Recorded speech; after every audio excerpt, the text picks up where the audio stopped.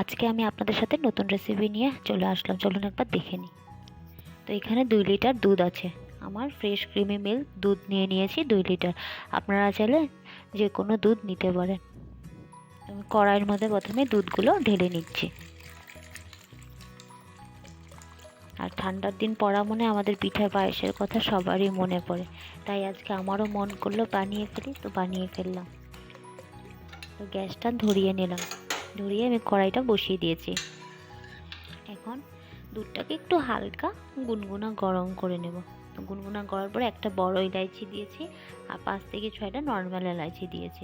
বড় ইলাইচি না থাকলে স্কিপ করতে পারেন। এখন আমি দুধটাকে একবার ফুটিয়ে নেব।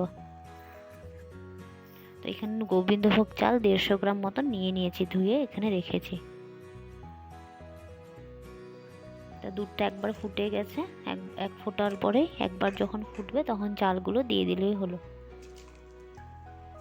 কাঁচা দুধে চাল দিতে নেই, না হলে অনেক সময় লাগে যায় চালটা ফুটতে।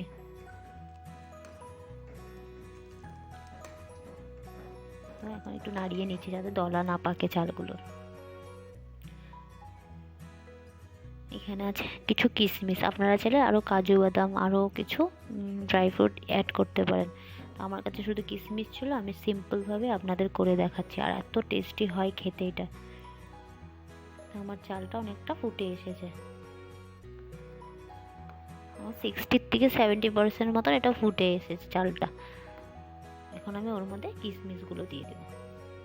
আমি এটা পুরো ফুটতে 5 থেকে 6 মিনিট লেগেছে পুরোটা সিদ্ধ হতে। 5-6 মিনিট পর আমি কিশমিশগুলো দিয়ে আবার আমি নাড়িয়ে নেব।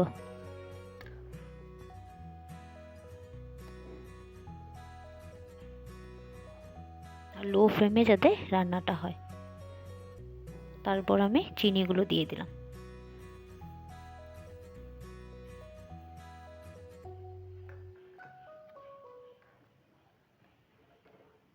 চিনিগুলো দিয়ে আমি 2 মিনিট অল্প নাড়াবো।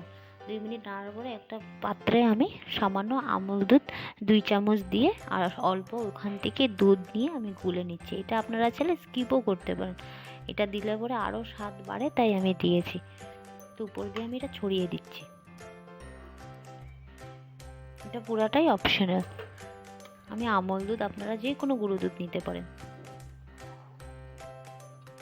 দিয়ে আমি আরও 2 মিনিট এভাবে ফুটাবো আর ভালো মতো নাড়িয়ে যাব যাতে দলা না পাকে দুধগুলো। তারপরে স্পেশাল একটা জিনিস যা দিচ্ছি, গুড়।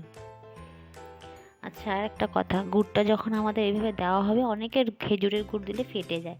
তো গুড়টা দেওয়ার পর গ্যাসটা যাতে অফ করে দেওয়া হয়। তারপর গুড়টা যখন গলে যাবে পুরোপুরিভাবে, তারপরে গ্যাসটাকে যাতে অন করে দেওয়া হয়। আমি 2 মিনিট মতন এরকম গ্যাসটাকে অফ করে রাখবো, দিয়ে ভালো মতন গুড়টাকে মিশিয়ে নেব।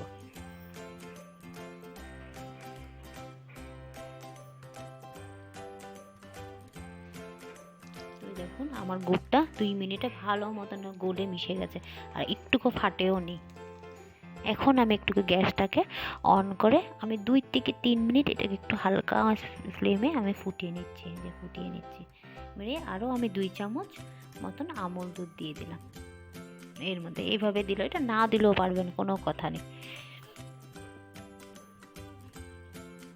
দিয়ে একটু করে দিচ্ছি, এটা একটু দলা দলা থাকবে, অনেক টেস্ট হয় এটা খেতে। আপনারা বাড়িতে নিশ্চয়ই একদিন বানিয়ে খাবেন এইভাবে পায়েসটা। আমাকে কমেন্ট বক্সে জানাবেন কেমন হয়েছিল। পুরো ক্ষীরের মতন হয়েছিল খেতে, খোয়া ক্ষীর বলে না, ওরকম হয়েছিল। আপনারা একদিন নিশ্চয়ই এটা ট্রাই করবেন। আপনাদের মধ্যে যদি আরও নতুনত্ব কিছু থাকে সেটাও আমাকে জানাবেন, সেটা আমিও বানাবো। আপনারাও এটা বানিয়ে আমাকে কমেন্ট বক্সে জানাবেন যে রেসিপিটা আপনার কেমন লেগেছে। আমি 2-3 মিনিট ফুটে গেছে, এখন আমি গ্যাসটাকে অফ করে দেবো।